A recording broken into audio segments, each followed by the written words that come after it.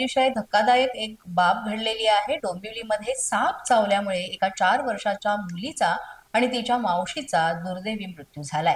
उपचारादरम्यान मुलीची मावशी जी 24 वर्षांची होती तिचा सुद्धा यामध्ये दुर्दैवी मृत्यू झाला। योग्य उपचार न दिल्यामुळे मृत्यू झाल्याचा आरोप त्यांच्या नातेवाईकांनी केलाय।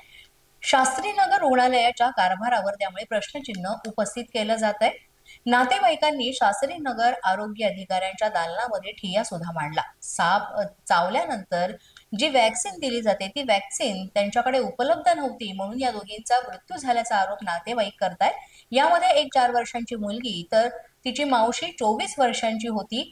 त्या दोघींचा मृत्यू झालेला आहे आणि यामध्ये जी मावशी आहे तिचा पुढच्या महिन्यात विवाह सुद्धा होता। त्यामुळे याबाबत हळहळ व्यक्त केली जाते आणि एकूणच या कारभारावर लक्ष केंद्रित करून आम्हाला न्याय द्यावा अशी मागणी या कुटुंबाने केली आहे। एक साप चावल्यानंतर जी वॅक्सिन असते ती वॅक्सिन यांच्याकडे उपलब्ध नव्हती म्हणून आमच्या 2 मुली गेलेल्या, एक 4 वर्षाची आणि एक 24 वर्षाच्या मुलीचं पुढच्या महिन्यात लग्न होतं।